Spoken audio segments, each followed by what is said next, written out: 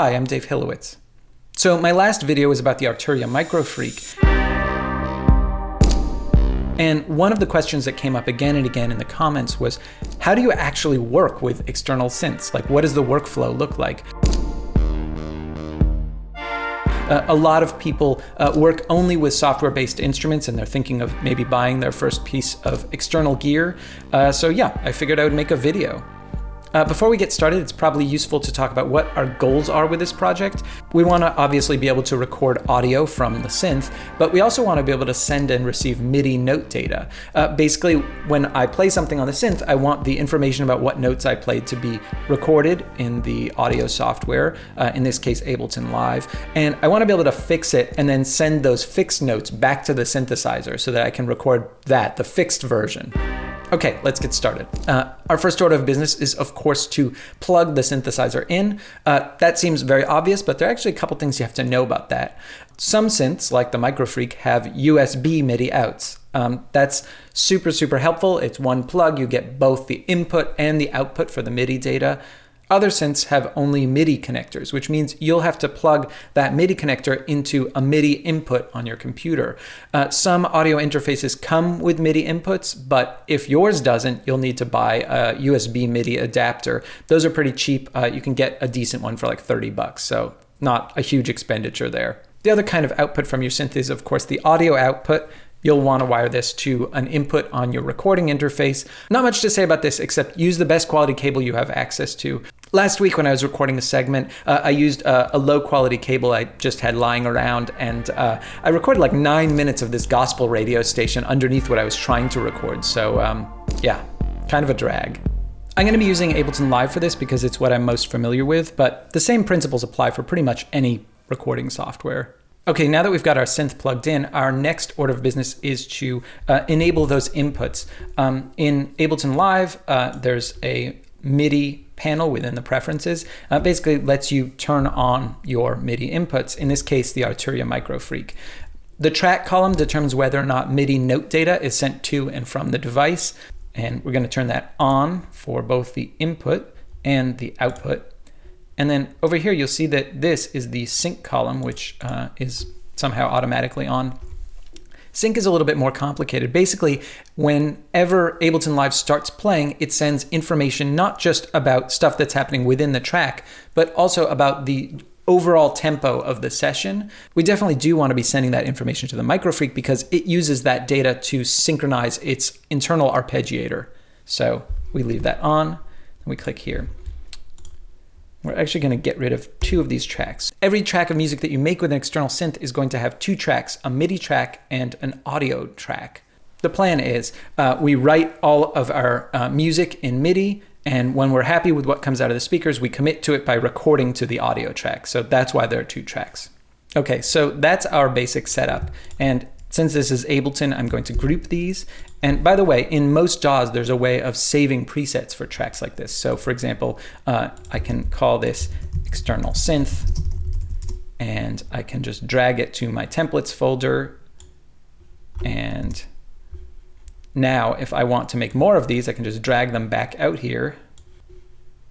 And we can basically have as many external synth tracks as we want, and we don't have to worry about like setting the inputs over and over again because that can get pretty tedious. Okay, so we've got our input set up, but we can't actually hear anything, and that's because we haven't turned monitoring on. Monitoring allows you to hear the actual sound that's coming into the inputs of your recording interface. But there's an important thing to know about it. It actually sends it through the mixer in your audio software, which means you can actually apply effects to it as it's coming in. This is an important detail if you like to put chorus and reverb and stuff on your synth leads and know what that's going to sound like as you're playing it. To turn on monitoring, all we do is click Auto, and now I'm going to play a couple notes and you'll hear them. If you don't do a lot of recording, you may not be familiar with your audio interface's buffer settings. Basically, when audio gets recorded to disk, it doesn't get written directly. It gets written in these little chunks called buffers.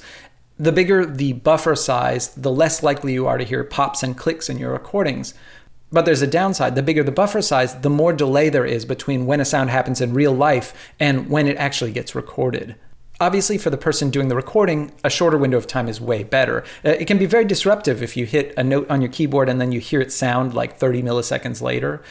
The problem is if you shorten your buffer time too much, the computer won't be able to keep up with all of the data that's coming in. So you and your computer kind of have to come to a compromise. For me, any delay of like 5 milliseconds or less is totally acceptable. I can play a little bit ahead of the beat. So I usually keep my buffer settings around 256. And then if I hear glitches and pops, I'll maybe move it to 512, but I can definitely notice the latency at that point. I should mention that many recording interfaces offer the possibility of zero latency monitoring. Basically, you hear exactly what's coming in, and it doesn't go to the audio software first, and it's instantaneous. It's a great setup for some people, doesn't really work for me because I like to put lots of effects on my synth leads, and I like to know what that's going to sound like as I'm playing the synth. And you can't do that if you're using hardware monitoring. So yeah, not for me. Okay, let's record a bit. So the first thing I'm going to do is I'm going to arm this MIDI track and I'm going to switch monitor to in. The difference between in and auto is that when the track is set to auto, you only hear the input when the track is armed for recording. And since I don't want to arm the track for recording yet, I've switched it to in here. Okay, let's play something.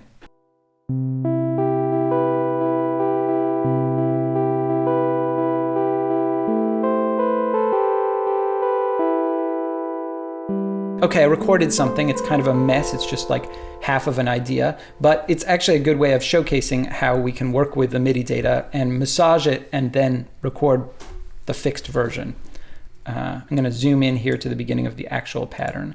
And since this is Ableton, I do set 111 here, which means I actually want my pattern to start right here.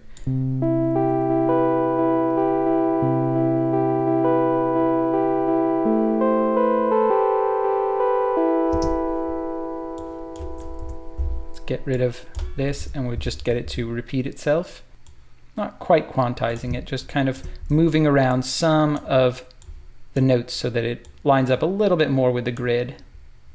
So one cool thing you can do with this workflow, of course, is you can mess with continuous controller modulation. If we happen to know what MIDI CC values correspond to what knobs, we can actually just kind of like draw a curve in the modulation manager here, and it will modulate the MIDI.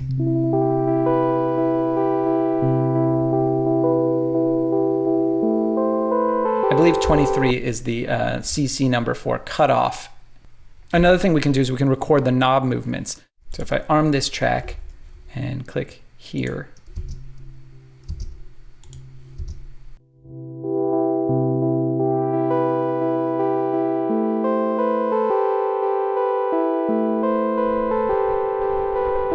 and I can edit them by just dragging around in this window. And we can see here we have data for any of the controls I may have edited. So let's listen back to that.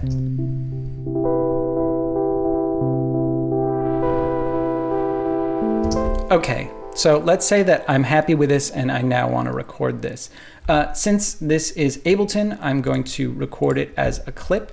But if this were a traditional recording software, I would probably just use something that looks more like this, and I would hit record. But not a lot of difference otherwise. I'm going to click here and record a clip.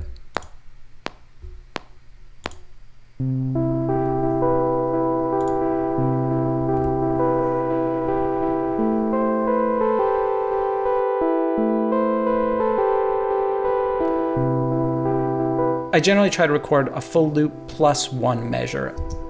Okay, that should be enough. And the reason for that is that when the recording first starts, the synth doesn't have any voices playing, and it's going to sound very different at the very beginning of the loop than it is going to sound right after the repeat. So, for example, if we actually were to make a loop that actually consisted of the first 4 bars we recorded, it's going to sound very weird when we cross back into that first measure.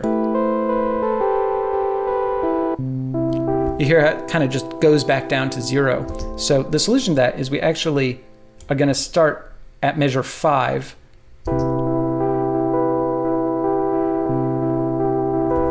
Still a little bit weird, but better. Ableton actually has this very cool thing that you can do is you can actually set the start point all the way back at the beginning. So when you start playing this loop, it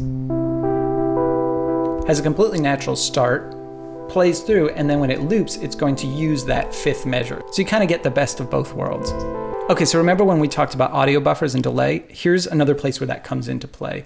If I look at the very beginning of this, you'll notice it doesn't start right at the beginning. And it's not just a bit late, it's like 38 milliseconds late. The reason for that is it just takes a certain amount of time for Ableton to produce the MIDI note, and it takes a certain amount of time for the Microfreak to decode the MIDI note and turn that into sound. And then there's, once again, that audio latency. So you're gonna end up with a signal that is delayed by some number of milliseconds. And there are a couple of solutions to that. You can see down here, Ableton has this thing called track delay, and we can actually do this so that it will actually send out the MIDI note ahead of schedule by 33 milliseconds or something like that, and thereby, in theory, get rid of the delay. I usually don't bother with that. My solution is much more low tech. I just set 1-1 here, and I adjust my loop accordingly. Yeah, just don't worry about it. I nudge it a little bit after I record it, and it's not as much of a headache as you might think. Okay, so now that we're happy with this track, all we need to do is mute our MIDI track so that it no longer sends out MIDI data. And I'm going to duplicate this track, get rid of any of the audio clips that might be hanging out in it, and yeah, start the process over again.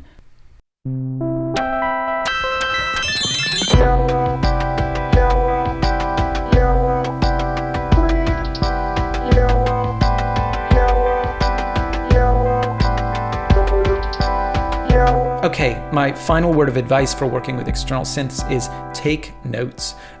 Almost every single recording software has some way of attaching bits of text to tracks. Make use of that functionality. Save your patches, write down the patch name. If you are using a patch that was already in the synth, but you changed it in some way, just make a note like, P131, but I boosted the cutoff a bit or something like that. Even kind of back of the napkin kind of stuff like that is super helpful if you need to go back in and make changes to your track. Okay, I think that's it. If you enjoyed this video, it'd be great if you could hit like. And if you haven't done so already, yeah, now's a great time to subscribe. It's free and you'll be notified anytime I make one of these videos. See you next time.